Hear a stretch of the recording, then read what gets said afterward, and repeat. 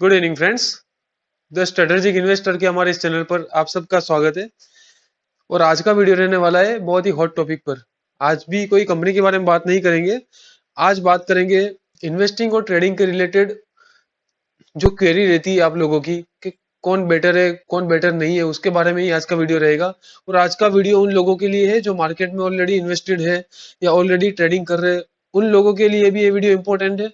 और जो new commerce है, जो मार्केट की जर्नी जो स्टार्ट करना चाहते हैं, उन लोगों के भी लिए ये वीडियो इंपॉर्टेंट रहेगा। तो चलिए आज का वीडियो स्टार्ट करते हैं।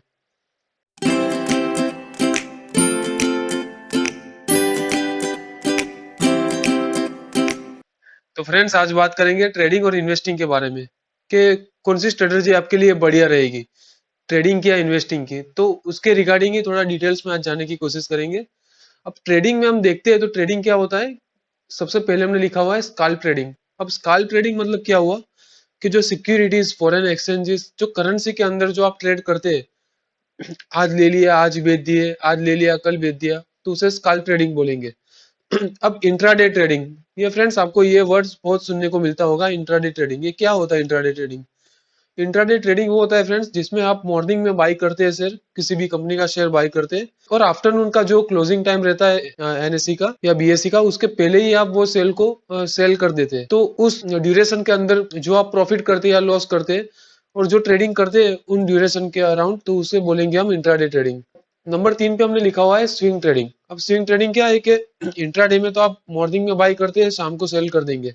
लेकिन स्विंग ट्रेडिंग में ऐसा नहीं होता है। स्विंग ट्रेडिंग में क्या होता है, आज आपने बाई किया और कुछ दिनों के लिए या कुछ हफ्तों के लिए आपने वो शेयर को अपने पोर्टफोलियो में रखा, और जब भी आपको प्रॉफिट मिला तो आपने बेच दिया, तो उसे बोलेंगे स्विंग ट्रेडिंग, जो 1 मंथ से लेके 3 मंथ तक का भी हो सकता है। और लास्ट में रहेगा फ्रेंड्स फ्यूचर और ऑप्शंस। फ्यूचर और ऑप्शंस भी आप ट्रेडिंग का ही एक हिस्सा होता है, जिसमें भी आप पोजिशनल कॉल भी ले सकते हैं या इंट्राडे में भी आप अपनी पोजीशन है वो स्क्वायर ऑफ कर सकते हैं। फ्यूचर और ऑप्शंस के ऊपर हम फ्रेंड्स एक इंडिविजुअल वीडियो आने वाले समय में बनाने वाले हैं, जिसमें हम पूरी डिटेल्स में आपको फ्यूचर्स और ऑप्शंस, सेलिंग और ट्रेडिंग के बारे में आपको जानकारी देंगे। तो फर्स्ट पे है फ्रेंड्स शॉर्ट टर्म इन्वेस्टिंग। अब शॉर्ट टर्म इन्वेस्टिंग क्या होता है? इन्वेस्टिंग वर्ड्स पे ही आप ध्यान दो तो क्या मतलब, कोई भी चीज आप बाय कर रहे हो और उसे छोड़ रहे हैं, तो उसे बोलेंगे हम इन्वेस्टिंग। अब इन्वेस्टिंग का जो पीरियड रहता है वो 6 मंथ से लेके 3 साल का जो पीरियड रहेगा वो आपका शॉर्ट टर्म इन्वेस्टिंग रहेगा। और लॉन्ग टर्म इन्वेस्टिंग में जो पोजीशन आपने 3 इयर्स के बाद भी होल्ड की है, बहुत ज्यादा लॉन्ग टर्म के लिए आप होल्ड कर रहे हो, तो उसे बोलेंगे हम लॉन्ग टर्म इन्वेस्टिंग। तो ये जो मेजर डिफरेंसेस है वो शॉर्ट टर्म और लॉन्ग टर्म के अंदर है, वो है विद इन 3 साल। तो ये था इन्वेस्टिंग का पार्ट, जिसमें शॉर्ट टर्म रहेगा और लॉन्ग टर्म रहेगा। तो फ्रेंड्स, अब देखेंगे कि ट्रेडिंग और इन्वेस्टिंग के बारे में हमने जाना कि ट्रेडिंग और इन्वेस्टिंग होता क्या है। Short term period, long term period, वो हमने देखा। अब देखते हैं कि बेसिकली ये दोनों के बीच के अंदर जो डिफरेंस है वो क्या है। तो ट्रेडिंग के अंदर जब देखते हैं तो फ्रेंड्स सबसे पहले क्या है, टेक्निकल एनालिसिस का नॉलेज आपको होना जरूरी है। टेक्निकल एनालिसिस मतलब क्या होता है? शेयर मार्केट में किसी भी कंपनी का चार्ट होता है, एक long term chart, short term chart, वो आपको किसी भी वेबसाइट पे, बीएससी एनएससी पे जाके आप वेबसाइट पे वो आपको चार्ट मिल जाएगा कि शेयर का जो मूवमेंट रहता है लॉन्ग टर्म से वो कैसा रहा है मूवमेंट, वो आपको देखने को मिलेगा बीएससी की वेबसाइट पे। और काफी वेबसाइट उसके लिए अवेलेबल भी है। तो वहां पर जाके आप टेक्निकल एनालिसिस सीख सकते हैं या फिर आप ऑब्जर्व कर सकते हैं कि एक्चुअली चार्ट का जो पैटर्न है वो देख सकते हैं।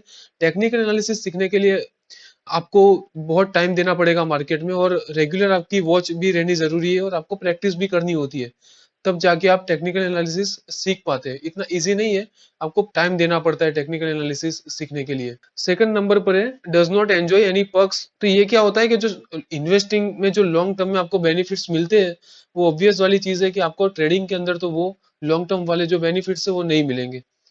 नंबर 3 पर है हाई ब्रोकरेज। अब ये क्या होता है कि जब आप शेयर बाई करते हैं और सेल करते हैं, तब बाई जब करते हैं तब भी जो आपका ब्रोकर है वो आपके पास से ब्रोकरेज लेता है, और जब आप सेल करेंगे तब भी आपके पास से वो ब्रोकरेज लेगा। आपको प्रॉफिट हो रहा है या लॉस हो रहा है, उससे ब्रोकर को कोई लेना देना नहीं है।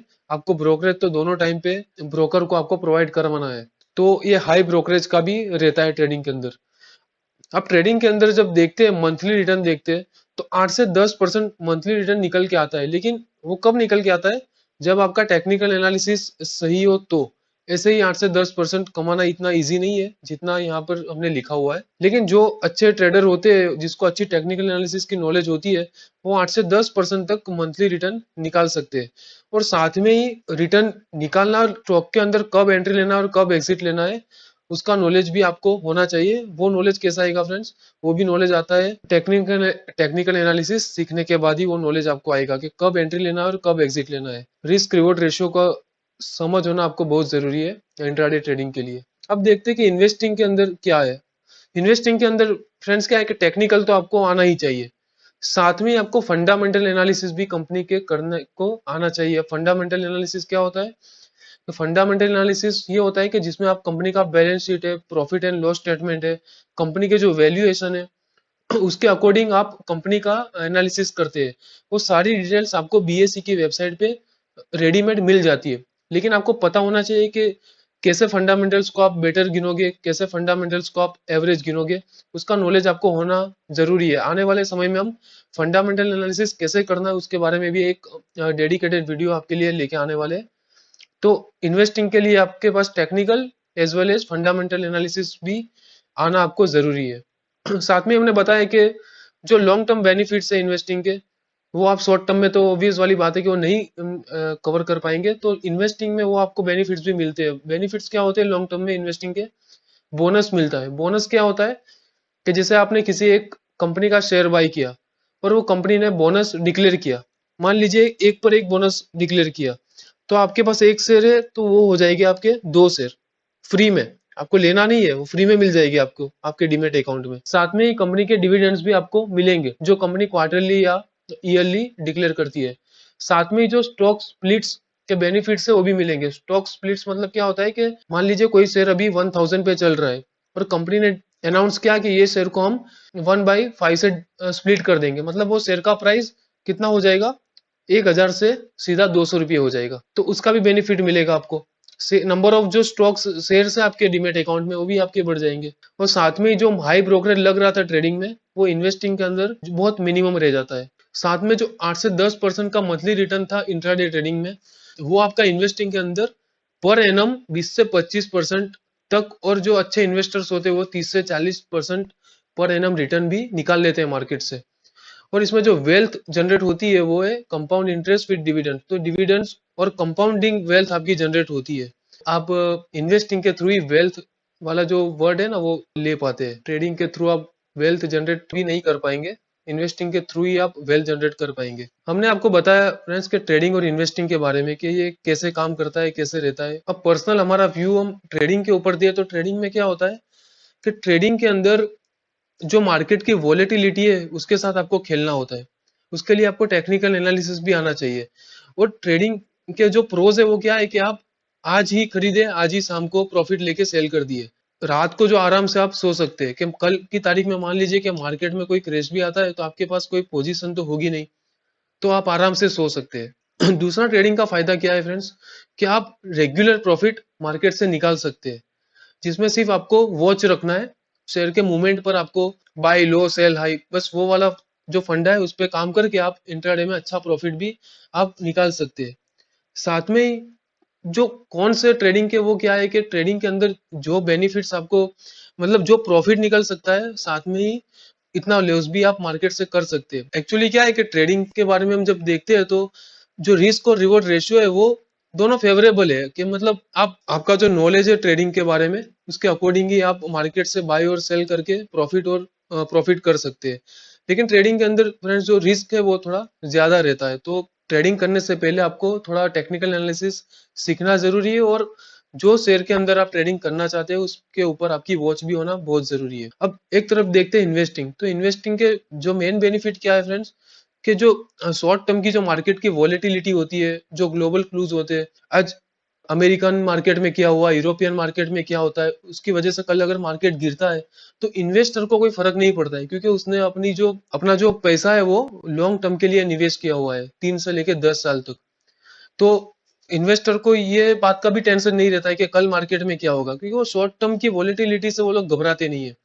अब साथ में इन्वेस्टर को दूसरा एडवांटेज क्या है कि जो बोनस डिविडेंड्स है वो तो उनको साथ में मिलते ही है, लेकिन जो शॉर्ट टर्म में जो बढ़िया रिटर्न्स भी मिलते हैं वो इन्वेस्टर को ही मिल सकते हैं, ट्रेडर को 2 या 3% मिल सकते हैं इंट्राडे के अंदर। जब इन्वेस्टर 2x 2 लेके 5x तक का प्रॉफिट भी मार्केट के अंदर निकाल सकते हैं।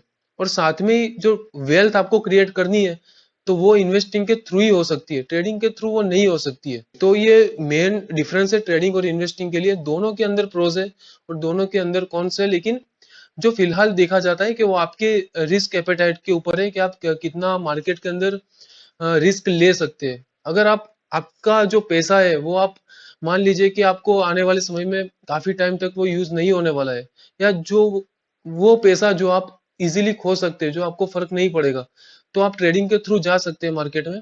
लेकिन आपका वो पैसा जो आप खोना नहीं चाहते और चाहते हैं कि वो पैसा आपको कुछ बढ़िया वेल्थ बना के दे, तो वो केस के अंदर आपके लिए इन्वेस्टमेंट और इन्वेस्टिंग सबसे बेस्ट ऑप्शन रहेगा। ट्रेडिंग और इन्वेस्टिंग के बेसिकली यही पॉइंट्स थे। अगर और भी कोई क्वेरी है ट्रेडिंग और इन्वेस्टिंग के रिलेटेड आपकी, तो हमें कमेंट बॉक्स में जरूर बताइए। मिलते हैं फ्रेंड्स नेक्स्ट वीडियो में। Thank you very much.